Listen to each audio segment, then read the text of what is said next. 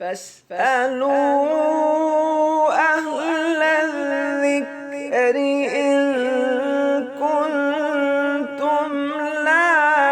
تعلمون۔ السلام علیکم ورحمۃ اللہ وبرکاتہ۔ ناظرین، میں ہوں نعیم ناصف اور پروگرام ہے آپ کا سوال۔ میرے ساتھ موجود ہیں پہلے کی طرح جناب قاری محمد مصطفیٰ راسخ حافظہ اللہ۔ ناظرین، ہم مختلف موضوعات پہ آپ کے سامنے دینی رہنمائی اور شرعی سوالات اور ان کے جوابات آپ کے سامنے رکھتے ہیں۔ آج کا جو موضوع ہے وہ ہے سیدنا ابو بکر صدیق رضی اللہ تعالی عنہ کے فضائل کے بارے میں، اور اس موضوع کو ہم زیر بحث اس لیے لانا چاہتے ہیں کہ بدقسمتی سے ان دنوں ابو بکر صدیق رضی اللہ تعالی عنہ جیسی شخصیت کو ہدف تنقید بنایا گیا اور ان کی شخصیت کو نعوذ باللہ من ذالک ان کے ایمان تک پر بات کی گئی۔ تو اس مناسبت سے ہم بات کریں گے ان کی شخصیت کے بارے میں اور ان کے فضائل کے بارے میں اور ان کے کارناموں کے بارے میں۔ السلام علیکم ورحمۃ اللہ وبرکاتہ۔ جی وعلیکم السلام ورحمۃ اللہ، خوش آمدید، خیر مبارک۔ شیخ یہ بتائیے گا کہ سیدنا ابو بکر صدیق رضی اللہ تعالیٰ عنہ، ان کا نام، ان کی کونیت، ان کا لقب اور لقب صدیق کیوں تھا؟ جی بسم اللہ الرحمن الرحیم۔ سیدنا ابو بکر صدیق رضی اللہ تعالی عنہ، آپ کا نام ہے عبداللہ، اور آپ کا سلسلہ نسب جو ہے یہ 6 یا 7ویں نسل میں جا کر نبی مکرم صلی اللہ علیہ وآلہ وسلم کے ساتھ مل جاتا ہے۔ آپ کے والد کا نام عثمان ہے، اور ان کے والد کا نام عامر ہے، اور ان کے والد کا نام عمر بن کعب ہے، اور ان کے والد کا نام سعد ہے، اور ان کے والد کا نام تیم ہے۔ تو تیم سے آگے جو ہے ان کے والد کا نام ہے مرہ بن کعب۔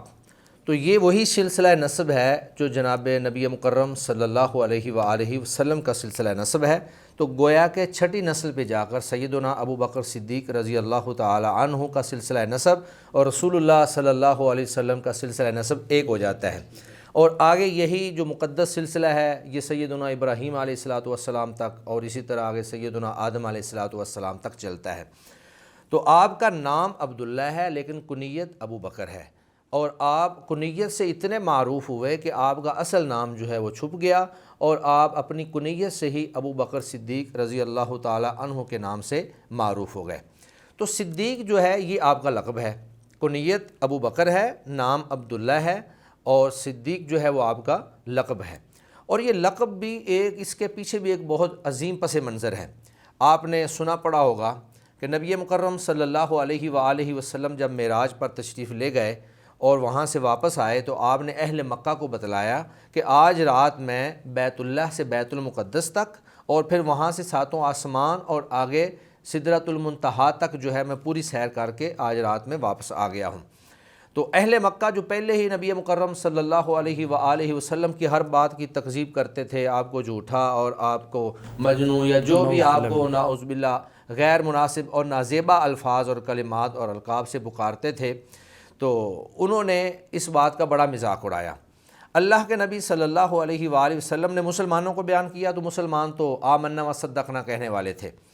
تو سیدنا ابو بکر صدیق رضی اللہ تعالی عنہ اتفاق سے ابھی تک اللہ کے نبی سے نہیں ملے تھے، اور آپ صلی اللہ علیہ وسلم نے سیدنا ابو بکر کو معراج والا واقعہ ابھی تک نہیں بتلایا تھا۔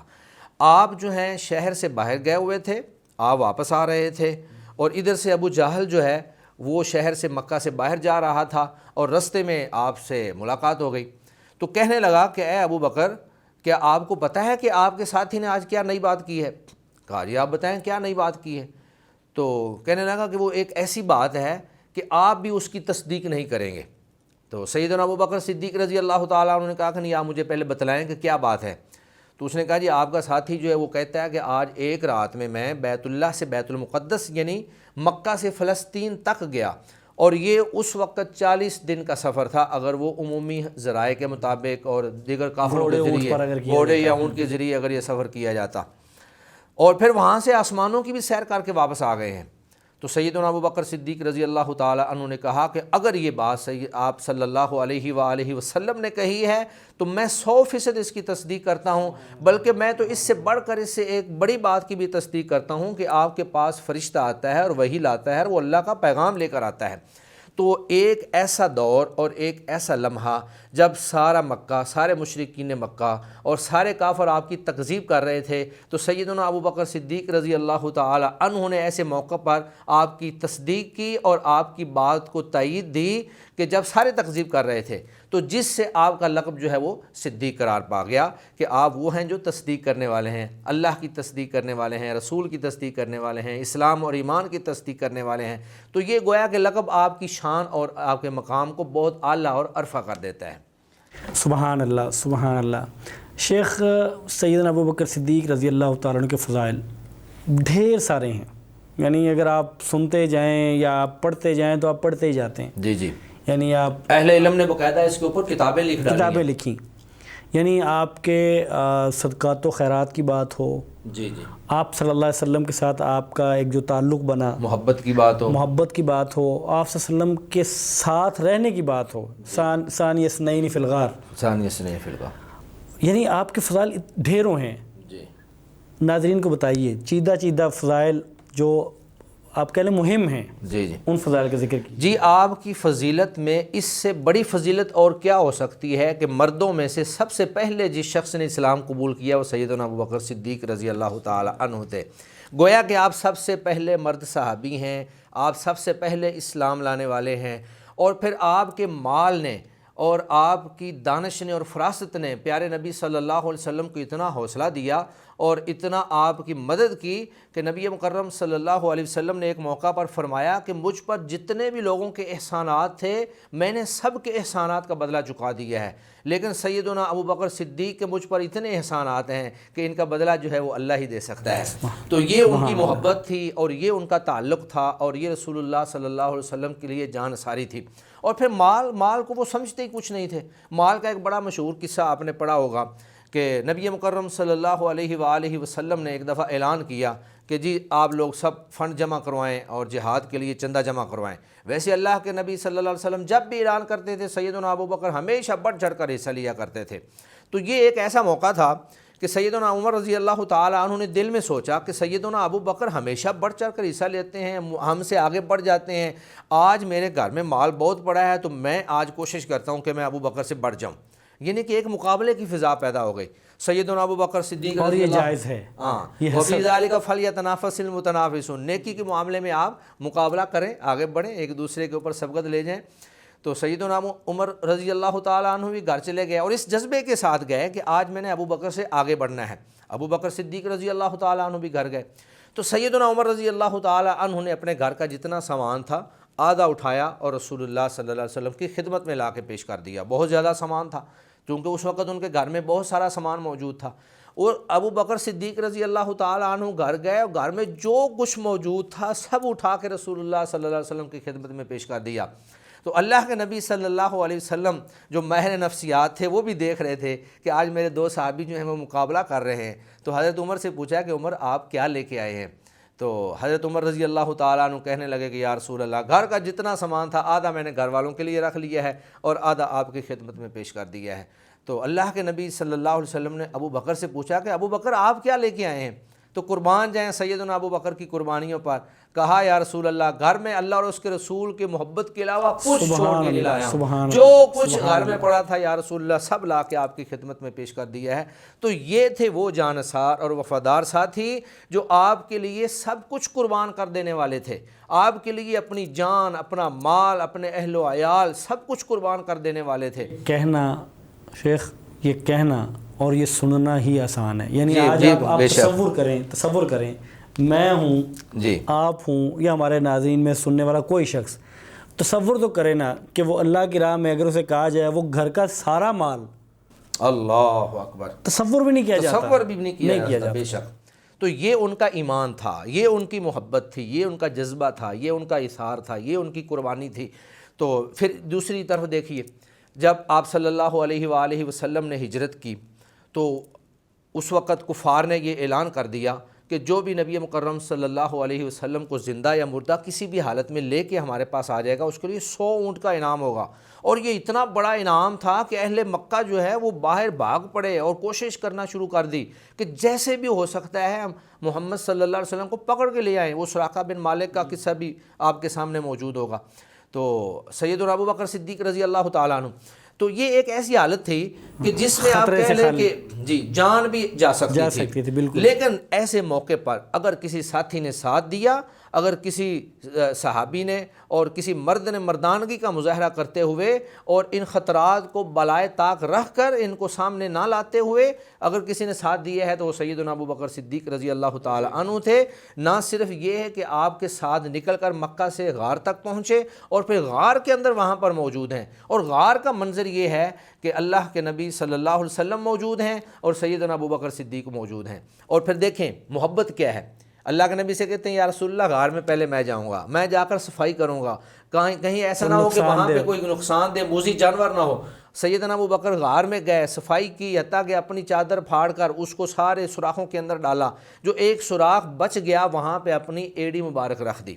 کہ کہیں کوئی جانور موذی نکل کر پیارے نبی صلی اللہ علیہ وسلم کو تکلیف نہ دے، آپ کو اذیت نہ دے سکے۔ اور پھر ہوا بھی ایسا کہ سانپ تھا یا بچھو تھا، دو مختلف روایات کے مطابق سانپ یا بچھو، اس نے آ کر بار بار ڈسنا شروع کر دیا، اور آپ صلی اللہ علیہ وسلم آپ کی گود مبارک میں سوئے ہوئے ہیں۔ یار کیسی محبت ہے کہ ایک یار جو ہے وہ ٹانگیں لمبی کر کے بیٹھا ہے اور دوسرا ان کی گود کے اندر سر رکھ کے سویا ہوا ہے۔ تو گویا کہ رسول اللہ کو آپ کے اوپر اتنا اعتماد اور بھروسہ تھا کہ وہ بالکل اعتماد اور بھروسے کے ساتھ سوئے ہوئے ہیں، کوئی پریشانی نہیں ہے کہ جب میرے ساتھ ابو بکر ہے تو انشاءاللہ مجھے کسی قسم کی پریشانی نہیں ہے۔ تو جب جانور نے ڈسنا شروع کیا تو آپ کو یہ بھی گوارا نہ ہوا کہ میں آپ صلی اللہ علیہ وسلم کی نیند کو جو ہے وہ اس کے اندر خلل ڈالوں۔ آپ صلی اللہ علیہ وآلہ وسلم جب سوئے ہوئے ہیں تو لیکن تکلیف کی شدت بڑھ رہی تھی، وہ بار بار جانور جو ہے وہ ڈس رہا تھا،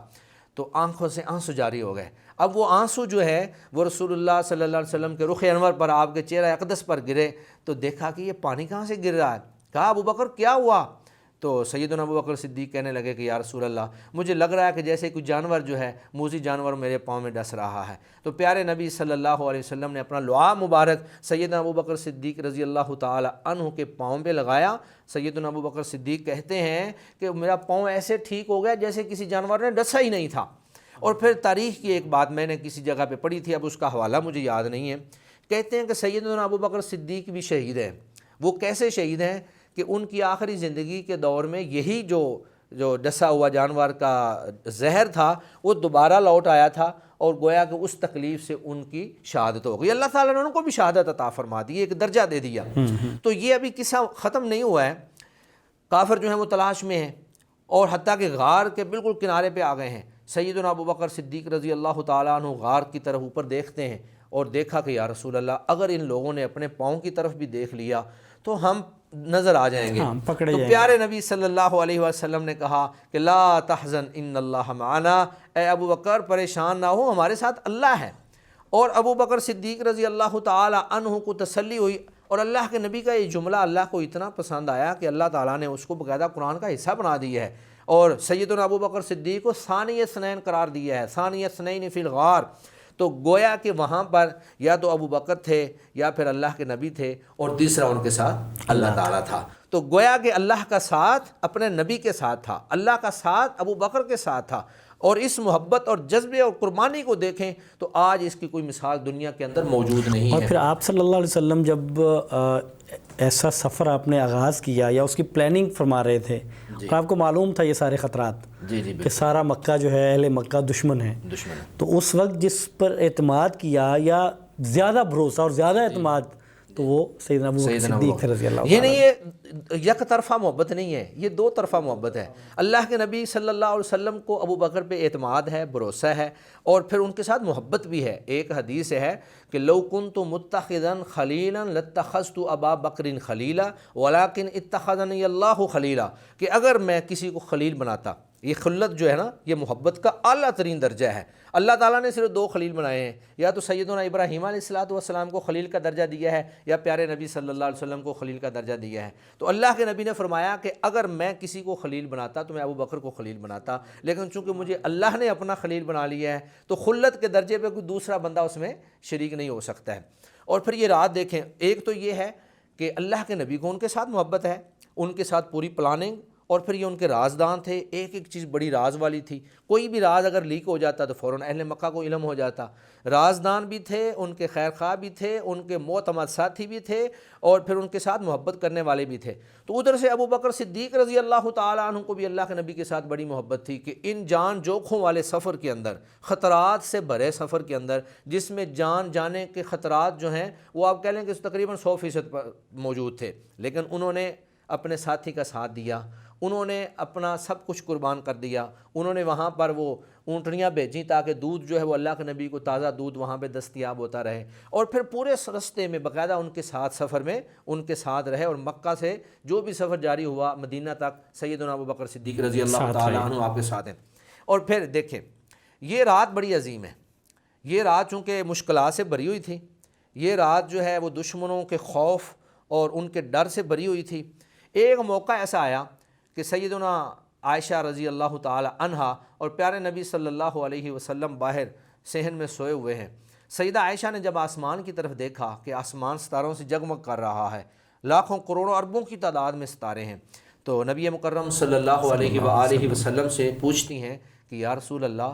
کسی صحابی کی اتنی نیکیاں بھی ہیں کہ جتنے آسمان کے ستارے ہیں، یعنی آسمان کی تعداد بہت زیادہ تھی۔ تو نبی مکرم صلی اللہ علیہ وآلہ وسلم نے فرمایا کہ ہاں اتنی نیکیاں میرے صحابی حضرت عمر رضی اللہ تعالی عنہ کی ہیں۔ اس میں حضرت عمر کی فضیلت بھی ساتھ آ گئی۔ تو سیدہ عائشہ رضی اللہ تعالی عنہ کے دل میں تھا کہ شاید اتنی نیکیاں میرے باپ ابو بکر کی ہوں گی، تو کہنے لگیں کہ یا رسول اللہ تو میرا باپ۔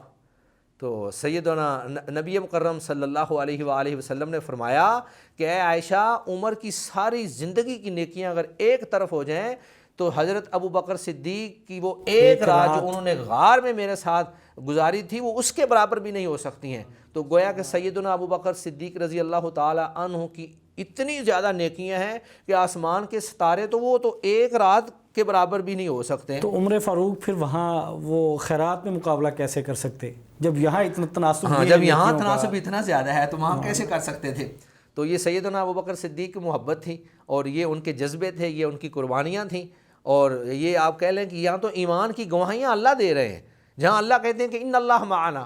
کہ اللہ جو ہے وہ ہمارے ساتھ ہے، اللہ تو ابو بکر کے ساتھ ہے، اللہ تو اپنے نبی کے ساتھ ہے۔ تو اگر کوئی شخص آپ صلی اللہ علیہ وسلم کے بارے میں کوئی بات کرے یا سیدنا ابو بکر صدیق رضی اللہ تعالیٰ عنہ کے بارے میں کوئی بات کرے تو گویا کہ وہ ڈائریکٹ اللہ کو چیلنج کر رہا ہے۔ اللہ کی گواہی جو ہے وہ جھوٹی نہیں ہو سکتی ہے، نہیں ہو سکتی، بالکل۔ اور آپ صلی اللہ علیہ وسلم کے اعتماد اور آپ صلی اللہ علیہ وسلم کی محبت۔ اور اچھا یہ فرمائیے گا کہ آپ جو ابو بکر صدیق رضی اللہ تعالیٰ عنہ کے فضائل ہیں ان پہ تو شاید جب فضائل تک بات رہتی ہے تو ہمارے مسلمانوں ہی کا ایک گروہ جو ہے وہ یہاں تک تو شاید اس کو اعتراض نہیں ہوتا، لیکن جو ہی بات آگے خلافت کی طرف بڑھتی ہے تو پھر وہ اختلاف اور اعتراضات۔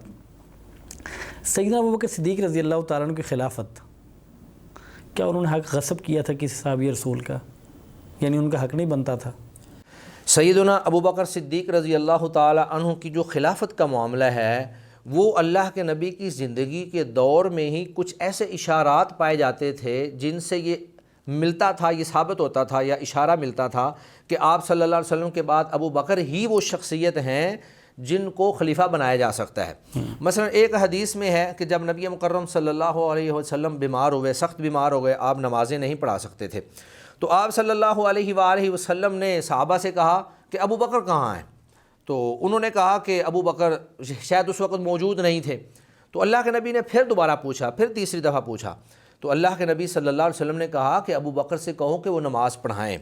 تو سیدہ عائشہ رضی اللہ تعالی عنہا نے غالباً کوئی بات کہی کہ ابو بکر جو ہیں وہ نرم دل ہیں، تو آپ کی عدم موجودگی میں اگر آپ نماز کے لیے مصلی پہ کھڑے نہیں ہوں گے تو وہ مصلی پہ شاید کھڑے نہ ہو سکیں۔ تو نبی مکرم صلی اللہ علیہ وسلم نے اس چیز پہ بلکہ ناراضگی کا اظہار کیا اور کہا کہ مرو ابا بکر فلیصلی، میری طرف سے ابو بکر کو حکم دو کہ وہ نماز پڑھائے۔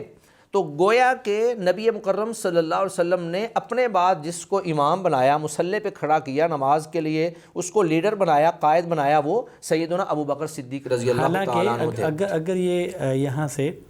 آپ صلی اللہ علیہ وسلم کی اس بات سے اندازہ یہ ہوتا ہے کہ دیگر صحابہ موجود تھے، دیگر وہاں پر سب موجود تھے، موجود نہیں تھے، تو کہا اگر یہ صرف نماز پڑھانا ہی تھا تو کہا جا سکتا تھا کہ ابو بکر سے کہیں، وہ نہیں ہے تو عمر سے کہہ دیں، علی سے کہہ دیں، عثمان سے کہہ دیں. جی بالکل. تو اس کا مطلب اس بات پہ اصرار کرنا کہ ابو بکر کو انہی سے کہیں، ان کو حکم دیا، تو اس کا مطلب یہ ہے. ہاں، اس کا ایک تو آپ کی فضیلت اس سے ثابت ہوتی ہے، اور دوسرا اس سے خلافت اشارہ کا ملتا ہے کہ میرے بعد ابو بکر اس لائق ہے، یا ابو بکر جو ہے اس بات کا مستحق ہے کہ اس کو اس مسلح پہ کھڑا کیا جائے. اور اس دور میں تو یہی تھا کہ جو مسلح کا امام تھا وہی جو ہے وہ اپنی ریاست کا بھی امام تھا. جب نبی مکرم صلی اللہ علیہ وسلم مسلح پہ بھی امام تھے، اور آپ ریاست مدینہ کے بھی امام تھے اور لیڈر تھے، قائد تھے. ایک اور حدیث ہے کہ نبی مکرم صلی اللہ علیہ وسلم کے پاس ایک عورت آئی اور اس نے آپ صلی اللہ علیہ وسلم سے کچھ مانگا، تو اللہ کے نبی نے کچھ دے بھی دیا. تو اللہ کے نبی نے کہا کہ تم اگلے سال آنا، اور اگلے سال میں زندہ نہ رہوں تو تم ابو بکر کے پاس آنا. یہ تو بڑی واضح اور صریح روایت ہے کہ میرے پاس اگر میں نہ ہوں تو ابو بکر کے پاس آنا. تو گویا کہ اس کا مطلب یہ تھا کہ میرے بعد ابو بکر جو ہے ان معاملات کو اور امور ریاست کو چلا رہے ہوں گے. اب اس کو تو اشارہ بھی نہیں کرنا چاہیے، میرا خیال ہے یہ اس کو اشارہ نہیں کرنا چاہیے، یہ تو بالکل صریح روایت ہے. یہ تو واضح ہے، یہ بات تو بالکل واضح ہے. اور اس میں دوسری بات پھر یہ بھی ہے کہ اللہ رب العزت نے اگر ابو بکر صدیق رضی اللہ تعالی عنہ کو خلیفہ اول بنایا ہے، یعنی ابو بکر کا نمبر اول ہے، ابو بکر کا نمبر اول ہے، اسلام لانے میں بھی اول، صحابی ہونے میں بھی اول، اور خلیفہ بننے میں بھی اول، تو ہمیں اللہ کی تقدیر کو مان لینا چاہیے، اور رسول اللہ صلی اللہ علیہ وسلم کے ان اشارات کو سامنے رکھ کر ہمیں ان کی خلافت کے اوپر اعتراضات نہیں کرنے چاہیے. جی، ہم ان کی زندگی کو دیکھتے ہیں تو مطلب یہ بڑی بعید بات لگتی ہے جب ہم کہتے ہیں کہ انہوں نے حق مار لیا، انہوں نے حق غصب کر لیا، جبکہ ان کی زندگی کو دیکھیں تو وہ اتنے متبع تھے سنت کے، اور اتنا وہ اسلام کے جو احکامات تھے ان کا خیال کرنے والے تھے کہ جیسے لشکر اسامہ ہے تو صحابہ کرام کیا مشورہ دیتے ہیں کہ حضرت نہ بھیجیں، ان کو امیر نہ بنائیں. ابو بکر صدیق رضی اللہ تعالیٰ عنہ فرماتے نہیں، جو فیصلہ رسول کریم صلی اللہ علیہ وسلم نے کیا ہے میں اس کو ختم نہیں کر سکتا، نہیں کرتے. پھر جب وہ زکوٰۃ، منکرین زکوٰۃ کا معاملہ ہے تو تب بھی جنگ کرتے ہیں کہ جو زکوٰۃ نہیں دے گا میں اس کے خلاف جنگ کروں گا. جو رسول کریم کے زمانے میں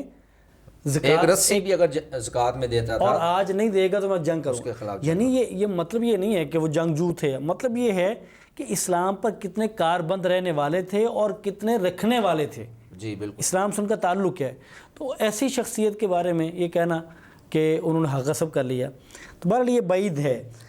ویسے بھی سیدنا عمر فاروق رضی اللہ تعالی عنہ اور سیدنا ابو بکر صدیق رضی اللہ تعالی عنہ کی طبیعتوں میں بڑا فرق تھا. سیدنا عمر ذرا تھوڑے سے جلالی طبیعت کے تھے، لیکن سیدنا ابو بکر صدیق تحمل مزاج، بردبار، بہت ہی نرم شفیق دل اور بہت زیادہ شفقت کرنے والے انسان تھے. لیکن ان دونوں واقعات میں، لشکر اسامہ کی روانگی میں اور منکرین زکوٰۃ کے خلاف جنگ میں، اس میں آپ کا اتباع سنت اوپر کاربند ہونا اور کاربند رکھنا، یہ گویا کہ رسول اللہ صلی اللہ علیہ وسلم کے ساتھ ایک محبت کی علامت ہے. بالکل. اور دوسری بات یہ ہے کہ آپ کی شخصیت ایسی تھی، یعنی صحابہ کے اندر ہم جیسے 10-20 لوگ ایک ادارے میں کام کرتے ہوں نا، تو ہر بندے کی ایک شخصیت متعین ہو جاتی ہے کہ جی یہ مدیر کے لیول کا بندہ ہے یا اس سے تھوڑا سا نیچے ہے، یا یہ ہوتا ہے کہ اس بندے کا تعلق جو ہے وہ ذمہ داران کے ساتھ اچھا ہے یا بہت گہرا ہے. تو صحابہ کرام رضوان اللہ علیہم اجمعین کے درمیان بھی سیدنا ابو بکر صدیق رضی اللہ تعالی عنہ کا جو نمبر ہے وہ پہلا ہی تھا. صحابہ کرام آپس میں، ایک حدیث کے اندر موجود ہے، صحابہ کرام آپس میں جب صحابہ کرام کی ترتیب لگاتے کہ سب سے افضل اور اعلیٰ یا رسول اللہ کے ساتھ محبت کرنے والا کون ہے، تو سب سے جو پہلا نام آتا تھا وہ ابو بکر کا آتا تھا، اس کے بعد عمر کا آتا تھا، اس کے بعد سیدنا عثمان کا آتا تھا، اور بعض روایات کے بعد پھر آگے سیدنا علی رضی اللہ تعالی عنہ کا نام آتا تھا. ایک حدیث ہے جس میں نبی مکرم صلی اللہ علیہ وآلہ وسلم سے پوچھا گیا کہ یا رسول اللہ من احب الیک، کہ آپ کو سب سے زیادہ محبوب کون ہے؟ تو نبی مکرم صلی اللہ علیہ وسلم نے فرمایا عائشہ، مجھے عائشہ جو ہے وہ سب سے زیادہ محبوب ہے. تو جو صحابی سوال کرنے والے تھے انہوں نے آگے سے پوچھا کہ یا رسول اللہ من الرجال، میں خواتین سے متعلق سوال نہیں کر رہا، میں تو مردوں کے حوالے سے پوچھ رہا ہوں کہ مردوں میں سے آپ کو سب سے زیادہ جو ہے محبوب کون ہے؟ تو نبی مکرم صلی اللہ علیہ وسلم نے فرمایا ابوہا، خواتین میں سے عائشہ اور مردوں میں سے ان کے باپ سیدنا ابو بکر صدیق رضی اللہ تعالی عنہ. اور پھر حضرت عمر رضی اللہ تعالیٰ عنہ فرمایا کرتے تھے کہ حضرت ابو بکر صدیق رضی اللہ تعالیٰ عنہ کو مخاطب کرتے ہوئے کہتے تھے کہ انت سیدنا و خیرنا و احبنا الی رسول اللہ صلی اللہ علیہ وسلم. یہ بخاری شریف کے اندر موجود ہے روایت کہ آپ ہمارے سردار ہیں، آپ ہمارے بہترین انسان ہیں، اور ہم میں سے سب سے زیادہ نبی مکرم صلی اللہ علیہ وسلم کو محبوب ہیں. تو یہ ایک محبت کی علامت تھی، اور صحابہ کے اندر معروف تھا کہ جو تعلق ابو بکر اور نبی مکرم صلی اللہ علیہ وسلم کا ہے شاید اس مقام پہ کوئی دوسرا موجود نہیں ہے. اور ان کی جو بردباری ہے اور ان کا حلم ہے اور ان کی نرمی ان کی ذات کی، تو یہ تو وہاں سے بھی وہ جو واقعہ ہے جب آپ صلی اللہ علیہ وسلم اس دنیا سے چلے گئے، آپ وفات پا گئے، تو تب عمر فاروق رضی اللہ تعالیٰ عنہ کی وہ جو ابھی بات کر رہے تھے نا کہ وہ ذرا جلالی طبیعت کے تھے اور یہ بردبار تھے، تو تب عمر فاروق کے بارے میں کہ انہوں نے تلوار نکال لی اور کہا کہ جو کہے گا کہ آپ صلی اللہ علیہ وسلم فوت ہو گئے میں اس کی گردن اتار دوں گا، تو تب بھی وہ عقیدے کی بات ہے اگرچہ. تو تب ابو بکر صدیق رضی اللہ تعالیٰ وہ واقعہ میں چاہتا ہوں کہ آپ ناظرین کے سامنے رکھیے، چونکہ اس کا تعلق ایک عقیدے کے ساتھ ہے. آپ نرم دل اور شفیق اور رحم دل اور بردبار اور تحمل مزاج ہونے کا مطلب یہ ہرگز نہیں تھا کہ آپ جو ہیں وہ عقائد کے معاملات میں یا دین کے معاملات میں مصلحت پسندی کا شکار ہو جاتے تھے یا کمپرومائز کر لیتے تھے. جہاں پہ جو چیز ضروری ہوتی تھی اس کو ڈنکے کی چوٹ پہ پیش کرتے تھے. جب آپ نے دیکھا کہ سیدنا عمر رضی اللہ تعالی عنہ تلوار ننگی ہے اور وہاں پہ کھڑے یہ اعلان کر رہے ہیں کہ خبردار اگر کسی نے یہ کہہ دیا کہ رسول اللہ صلی اللہ علیہ وسلم وفات پا گئے ہیں تو میں اس کا سر قلم کر دوں گا، تو آپ نے بڑے ہی تحمل کے ساتھ اور بڑی آپ کہہ لیں کہ حکمت کے ساتھ، بڑی حکمت کے ساتھ آپ نے ان کو نہیں چھیڑا، ان کو نہیں کہا کہ عمر بیٹھ جائے، اگر ان کو کچھ کہتے تو شاید آگے سے کوئی ریاکشن بھی آ جاتا. آپ صلی اللہ علیہ وسلم کے ممبر پر چڑھے، یعنی ممبر رسول پر گئے، صحابہ کرام بھی مسجد میں موجود ہیں، سیدنا عمر بھی وہاں کھڑے ہیں، تو آپ نے وہاں پہ جا کر پھر قرآن مجید کی یہی آیات مبارکہ جن میں آپ صلی اللہ علیہ وسلم کی وفات کا تذکرہ ہے کہ وما محمد الا رسول قد خلت من قبلہ الرسل افإن مات او قتل انقلبتم علی اعقابکم، یہ آیات پڑھی. اسی طرح انک میت و انہم میتون، یہ آیت پڑھی، اور اس کے بعد فرمایا کہ الا من کان یعبد محمدا فان محمدا قد مات ومن کان یعبد اللہ فان اللہ حی لا یموت. سن لیں، جو شخص تو محمد صلی اللہ علیہ وسلم کی عبادت کرتا تھا، ان کو رب مانتا تھا، وہ آج فوت ہو چکے ہیں، اور اگر جو اللہ کی عبادت کرتا تھا وہ اللہ آج بھی زندہ ہے، قائم ہے. تو سیدنا عمر رضی اللہ تعالی عنہ نے یہ آیتیں جب سنی تو کہتے ہیں کہ مجھے ایسے لگا کہ شاید یہ آیات ابھی نازل ہوئی ہیں، حالانکہ ہم ان کو پہلے پڑھا کرتے تھے. تو سیدنا ابو بکر صدیق کی یہ فراست تھی، یہ ان کی دانش تھی جو اللہ کی طرف سے عطا کر دی تھی کہ بہت بڑے فتنے کو، جو بہت بڑا فتنہ برپا ہونے والا تھا، اس کو اپنی فراست سے اور قرآن و حدیث کے دلائل سے انہوں نے وہیں پر ٹھپ کر دیا اور اس کو ختم کر دیا. اور ان کا جو موقف ہے، اب دیکھیں میں جب اس کو دیکھتا ہوں تو مجھے لگتا ہے کہ وہ کہنا یہ چاہتے تھے کہ آپ صلی اللہ علیہ وسلم کا اس دنیا سے جانا اور جو وحی کا تعلق ہے، جو اس کا منقطع ہونا ہے، وہ ایک بڑا نقصان ہے. جی، لیکن وہ اللہ موجود ہے ابھی بھی. یعنی ایسا ہمیں نہیں پریشان ہو جانا چاہیے کہ پتہ نہیں وہ شاید سب کچھ ختم ہو گیا ہے. نہیں، وہ ذات موجود ہے جس کی ہم نے عبادت کرنی ہے، وہ ذات موجود ہے. یہ نقصان اپنی جگہ پہ ہے، آپ صلی اللہ علیہ وسلم کے جانے کا غم اپنی جگہ پہ ہے، لیکن وہ ذات موجود ہے، وہ ذات موجود، عبادت ہم نے ان کی کرنی ہے، اسی کی کرنی. اور پھر ویسے بھی اللہ کے نبی کی رہنمائی، ساری مسلسل رہنمائی موجود تھی کہ میرے بعد جو ہے آپ نے کس طرز عمل کے مطابق اور کس منہج کے مطابق چلنا ہے. تو گویا کہ ان کے بتانے کا مقصد یہ تھا کہ اللہ کے نبی اگرچہ چلے بھی گئے ہیں لیکن رسول اللہ صلی اللہ علیہ وسلم ہمیں تا قیامت کے لیے رہنمائی بھی فراہم کر کے چلے گئے ہیں جن پر عمل کر کے ہم صحیح راستے پہ چل سکتے ہیں. جی، بات یہیں پہ ہی ختم نہیں ہوتی ہے، بلکہ سیدنا ابو بکر صدیق رضی اللہ تعالی عنہ کے فضائل کے حوالے سے اگر ہم احادیث کو کھنگالنا شروع کر دیں تو اس پر تو اہل علم نے بڑی موٹی موٹی 500 صفحات کی اور اس طرح ہزار صفحات کی کتابیں لکھ ڈالی ہیں. میں چند ایک روایات آپ کے سامنے پیش کرتا ہوں، جن میں سے ایک یہ ہے کہ رسول اللہ صلی اللہ علیہ وآلہ وسلم نے ایک دفعہ حکم دیا کہ جتنے گھروں کی ونڈوز اور الماریاں جو ہیں وہ مسجد نبوی کے اندر کھلتی ہیں وہ ساری کی ساری بند کر دی جائیں، لیکن الا ابا بکر، ابو بکر کی الماری جو ہے اس کو بند نہیں کیا جائے گا، وہ کھلی رہے گی. اسی طرح ایک حدیث ہے جس کے اندر نبی مکرم صلی اللہ علیہ وآلہ وسلم مسجد میں تشریف فرما تھے تو اللہ کے نبی نے فرمایا کہ ابھی تمہارے اوپر یطلع علیکم اہل الجنہ، ابھی تمہارے اوپر ایک شخص آئے گا جو کہ جنتی ہے. تو صحابہ کرام انتظار کرنے لگ گئے تو وہ آئے تو وہ پہلے سیدنا ابو بکر صدیق آئے. اللہ کے نبی نے کہا کہ ابھی ایک اور شخص آئے گا وہ بھی جنتی ہے. پھر سیدنا عمر رضی اللہ تعالی عنہ آ گئے. تو آپ کی شان تو یہ ہے کہ اللہ ان کے لیے دنیا کے اوپر ہی جنت کی بشارتیں دے رہے ہیں. اور سیدنا ابن عمر رضی اللہ تعالی عنہ فرماتے ہیں کہ کننا نخیر بین الناس فی زمن النبی صلی اللہ علیہ وسلم، جب ہم اللہ کے نبی کے زمانے میں لوگوں کے طبقات اور ان کے مقام متعین کرتے تھے تو ہم نے فخیرنا ابا بکر ثم عمر ثم عثمان، تو ہم نے صحابہ کرام سے سب سے پہلا جس کا مقام مرتب کیا وہ سیدنا ابو بکر تھے، دوسرا مقام سیدنا عمر کا تھا، اور تیسرا مقام جو ہے وہ سیدنا عثمان رضی اللہ تعالی عنہ کا تھا. تو اسی طرح نبی مکرم صلی اللہ علیہ وآلہ وسلم ایک دفعہ احد پہاڑ پہ چل رہے تھے، آپ کے ساتھ ابو بکر بھی تھے، عمر بھی تھے، عثمان بھی تھے. تو احد پہاڑ جو ہے اس نے ہلنا شروع کر دیا، زلزلہ آ گیا تھوڑا سا.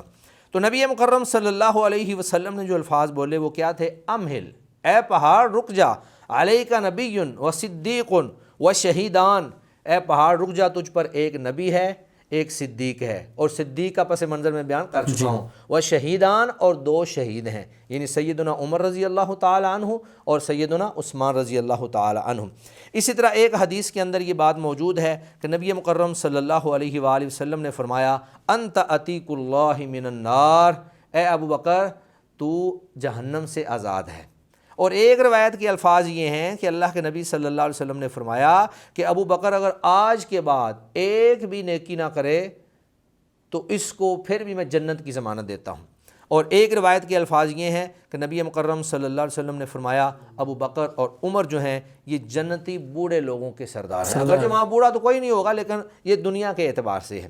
تو یہ سارے فضائل اور یہ سارے مناقب جو ہیں یہ سیدنا ابو بکر صدیق رضی اللہ تعالیٰ عنہ کی شان، آپ کے مقام، آپ کی صحابیت اور آپ کی رسول اللہ کے ساتھ محبت اور آپ کے جذبے اور اسی طرح آپ کے اظہار کے اوپر دلالت کرتے ہیں. اچھا شیخ، مجھے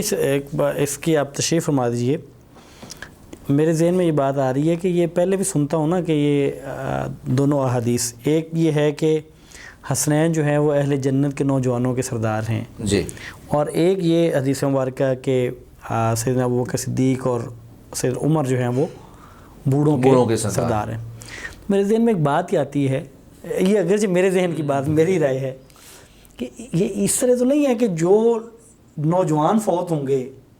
ان کے سردار حسنین ہوں گے اور جو بوڑھی عمر میں فوت ہوں گے ان کے سردار یہ سیدین ہوں گے. یہ ایسے ہی ہونا چاہیے، ورنہ جنت میں تو نہ کوئی بچہ ہوگا نہ کوئی بوڑھا ہوگا، وہاں تو سارے کے سارے ہی جوان ہوں گے. تو یہ جو جوان اور بوڑھے کا فرق ہے یہ ہمارے دنیا کے اعتبار سے ہے. اگر ہم یہاں پہ بوڑھوں کو دیکھتے ہیں، نوجوانوں کو دیکھتے ہیں، تو جنت میں تو سارے نوجوان ہیں، تو وہاں تو پھر ان کی سرداری کا مطلب ہی کوئی نہیں بنتا ہی نہیں ہے نا. وہ نعوذ باللہ من ذالک، پھر وہ تو ایک بے معنی سی روایت بات ہو جاتی ہے. حالانکہ ایسی بات نہیں ہے. تو یہ جو آپ نے مفہوم بیان کیا ہے نا، میں بھی اسی سے متفق ہوں. یہ ایسے ہی ہے کہ جو یہاں سے بوڑھے فوت ہوں گے وہ سیدنا ابو بکر اور سیدنا عمر ان کے سردار ہوں گے، اور جو نوجوان فوت ہوں گے حسن و حسین ان کے سردار ہوں گے. تو اس میں سرداری میں یہاں فرق کوئی نہیں ہے، ہر بندہ اپنی جگہ پہ سردار ہوگا. اہل جنت کو اللہ تعالیٰ سب کو خوش کریں گے انشاءاللہ. یہ صرف ان کا مقام اور فضیلت بیان کرنا مقصود ہے یہاں پر. اور شیخ وہ جو حدیث مبارکہ ہے جس میں آتا ہے کہ سب کو جنت کے جو ہیں وہ 8 دروازے ہیں، تو ابو بکر صدیق جی یہ ایک بڑی شاندار حدیث ہے. دیکھیں نبی مکرم صلی اللہ علیہ وآلہ وسلم نے فرمایا کہ جنت کے 8 دروازے ہیں،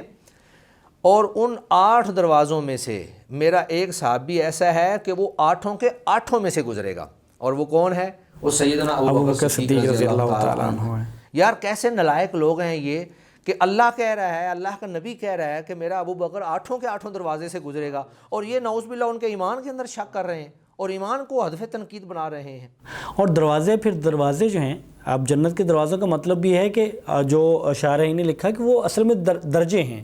جی، یعنی درجات ہے نا جنت کے. اصل میں یہ غیب کی باتیں ہیں، اللہ نے جو فضیلت بیان کر دی ہے ہم اسی پہ ہی آمنا و صدقنا کہتے ہیں. ٹھیک ہے، بعض محدثین نے لکھا ہوگا، لیکن میں خیر اس کی تعویل ہمیں نہیں کرنی چاہیے. اللہ کے لیے یہ ممکن ہے کہ وہ ایک ہی وقت میں کسی کو 8 دروازوں سے داخل کر دے یا ایک ہی دروازے سے داخل کر دے. نہیں میں عمومی بات کر رہا ہوں، اس فضیلت سے ہٹ کے کہ جیسے جنت ہے نا، جہنم ہے اس کے 7 دروازے ہیں،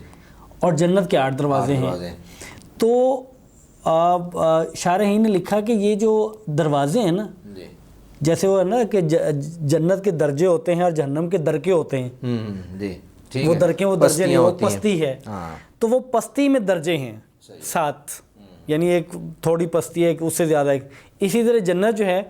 اس کے 8 دروازے ہیں، تو اس کے درجات یہ ہیں کہ ایک اور درجہ کا ہے، دوسرا اس سے درجہ تیسرا اور، تو مطلب اس کے تو جس نے سب سے بلند درجے میں جانا ہے گویا کہ اس نے سب دروازوں سے گزر کے جانا ہے، سب سے گزر کے جانا ہے. ٹھیک ہے، یہ بھی سبحان اللہ. اچھا، ابوبکر صدیق رضی اللہ تعالیٰ عنہ کی فضائل میں ہم نے اتنی بات کی، خاص طور پہ ان کے جو ایک ہم نے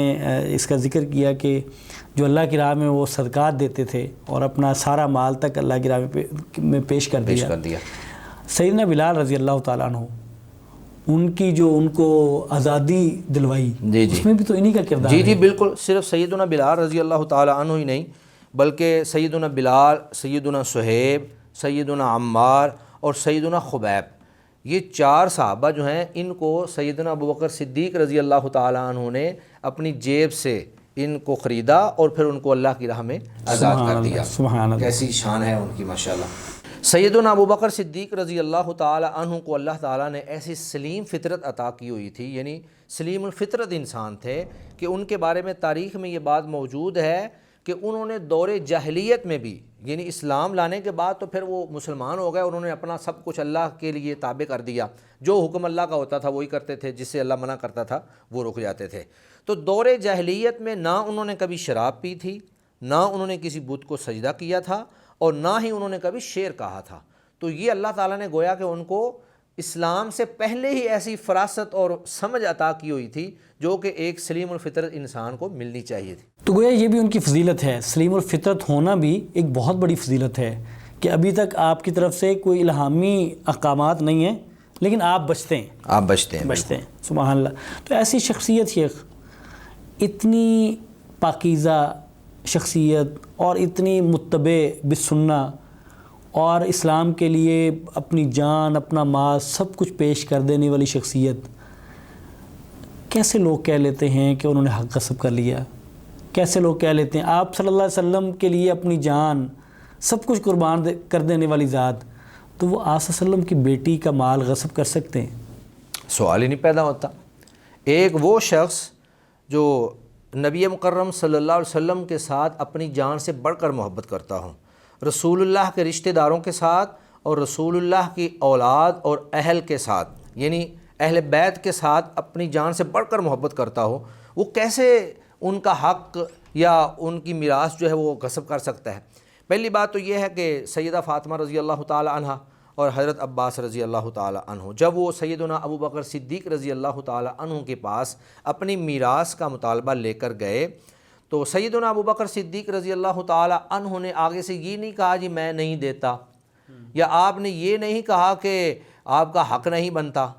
کوئی اس طرح کی نازیبہ یا نامناسب بات انہوں نے بالکل نہیں کی، بلکہ انہوں نے سنت کی اتباع کرتے ہوئے، رسول اللہ کے طرز عمل پہ عمل کرتے ہوئے انہوں نے ان دونوں مقدس ہستیوں سے کہا کہ میں نے پیارے نبی صلی اللہ علیہ وسلم کی حدیث سنی ہے، اور وہ حدیث یہ ہے کہ لا نورث ما ترکنا فہو صدقہ، کہ ہم انبیاء کی جماعت جو ہیں ہماری وراثت تقسیم نہیں ہوتی، جو بھی ہم چھوڑ کے جاتے ہیں وہ جو ہے صدقہ ہوتا ہے اور بیت المال میں تقسیم ہو جاتا ہے. تو اس حدیث کی بنیاد پر اب آپ ہی بتائیں کہ کیا میں آپ کو کچھ دوں یا نہ دوں. تو پہلے ایک پروگرام کے اندر ہم اس بات کو بڑی صراحت کے ساتھ تفصیل سے ڈسکس کر چکے ہیں، اس میں بھی ہم نے یہی بات ڈسکس کی تھی کہ سیدہ فاطمہ رضی اللہ تعالی عنہا اور سیدنا عباس رضی اللہ تعالی عنہ نے جب یہ حدیث سنی تو وہ خاموش ہو گئے، اور انہوں نے سیدنا ابوبکر صدیق رضی اللہ تعالی عنہ کے ساتھ باقاعدہ ایگریمنٹ کیا کہ اگر آپ اس معاملے میں وہی کچھ کریں گے، باغ فدق یا دیگر جو قطعات ارضی ہیں، زمین کے باقی جو باغات ہیں، اگر وہی کریں گے جو رسول اللہ کا طرز عمل تھا تو ہم اس بات پہ راضی ہیں. تو باقاعدہ یہ ان کی کتابوں کے اندر میں نے حوالہ دیا تھا اصول کافی کا، اس کے اندر یہ باقاعدہ لکھا ہوا ہے، شرح نہج البلاغہ کا حوالہ دیا تھا، اس کے اندر یہ لکھا ہوا ہے کہ انہوں نے باقاعدہ ایگریمنٹ کیا اور پھر راضی ہو کر گئیں، اور انہوں نے عہد لیا کہ آپ نے اسی بات پہ قائم رہنا ہے، اور پھر جب تک سیدہ فاطمہ الزہراء رضی اللہ تعالی عنہا زندہ رہیں وہ ان باغات سے اپنا اناج اور اپنا حصہ جو اللہ کے نبی کے دور میں ان کو ملتا تھا وہ سیدنا ابوبکر کے دور میں بھی ان سے وصول کرتی رہیں. تو بات یہ ہے کہ سیدنا علی رضی اللہ تعالی عنہ یا باقی صحابہ ہوں، ان کے دل میں سیدنا ابو بکر صدیق رضی اللہ تعالی عنہ کی بڑی محبت تھی اور بڑی ان کی شفقت ان کے دلوں میں تھی۔ ایک موقع پر محمد بن حنفیہ جو کہ سیدنا علی رضی اللہ تعالی عنہ کے بیٹے ہیں، وہ سوال کرتے ہیں اپنے باپ سے، یعنی سیدنا علی رضی اللہ تعالی عنہ سے پوچھتے ہیں کہ ای الناس خیر، کہ بہترین لوگوں میں سے کون ہے؟ تو سیدنا علی رضی اللہ تعالی عنہ نے کہا کہ رسول اللہ صلی اللہ علیہ وسلم کے بعد بہترین لوگوں میں سے جو سب سے زیادہ بہتر انسان ہے وہ سیدنا ابو بکر صدیق رضی اللہ تعالی عنہ ہے۔ تو گویا کہ سیدنا ابو بکر صدیق رضی اللہ تعالی عنہ نے کوئی ظلم نہیں کیا، بلکہ حدیث کے مطابق ان کو راضی کیا۔ اور ان کی فضیلت کون بتا رہے ہیں؟ سیدنا علی رضی اللہ تعالیٰ عنہ۔ اور ہم نے کیا کر دیا؟ دونوں کو ایک دوسرے کو دشمن بنا دیا، نعوذ باللہ۔ اگر انہوں نے کوئی غلط بات کی ہوتی تو سیدنا علی رضی اللہ تعالیٰ عنہ کی فضیلت نہ بیان کرتے، لیکن اس کے باوجود انہوں نے ان کی فضیلت بیان کی ہے۔ اور پھر وہ اتنی محبت کرتے تھے، انہوں نے اپنے ایک بیٹے کا نام ہی ابو بکر رکھا ہے۔ سیدنا علی رضی اللہ تعالیٰ عنہ کے ایک بیٹے کا نام کیا ہے؟ ابو بکر ہے۔ تو یہ محبت کی علامت ہے کہ جب انسان کسی کے ساتھ محبت کرتا ہے، کسی کو نیک سمجھتا ہے، کسی کو اپنا مقتدا سمجھتا ہے، کسی کو اپنا قائد اور لیڈر سمجھتا ہے، تو آدمی اپنی اولاد کا نام جو ہے اس کے نام پہ رکھ دیتا ہے۔ تو یہ بات جو ہے سراسر آپ کہہ لیں کہ ان کے اوپر ایک ہدف تنقید ہے، اور ان کے بارے میں جو بہتان ہے، یہ ان کا اتہام ہے، استخفاف ہے، ان کی توہین ہے۔ جس کو اللہ عزت دے کوئی اس کو ذلیل نہیں کر سکتا ہے، اور وہ اللہ کے ہاں معزز ہیں، رسول اللہ کے ساتھی ہیں۔ دنیا میں بھی جب زندہ تھے تو اللہ کے نبی کے ساتھی تھے، آپ کے دائیں بائیں ہوتے تھے، اور موت کے بعد بھی اللہ نے ان کو یہ مقام دیا کہ آج بھی وہ اپنے ساتھی پیارے نبی صلی اللہ علیہ وسلم کی دائیں جانب اور دوسری جانب سیدنا عمر رضی اللہ تعالیٰ عنہ موجود ہیں۔ اور یہ اس بات کا اشارہ ہے کہ کل قیامت کو جب اٹھیں گے تو تینوں ساتھی اکٹھے انشاءاللہ تعالیٰ، انشاءاللہ تعالیٰ۔ بہت شکریہ، ہمارے پروگرام کا وقت بھی ختم ہوتا ہے۔ ناظرین، یہ تھا آج کا پروگرام جس میں ہم نے ذکر کیا سیدنا ابو بکر صدیق رضی اللہ تعالیٰ عنہ کی فضیلت اور ان کا اسلام کے لیے اپنی جان، اپنا مال، اپنا وقت، ہر چیز قربان کر دینا، اور صحابہ کرام میں ان کا معزز ہونا، اور فضائل میں ان کے لیے جنت کے 8 دروازے کھولے جانا،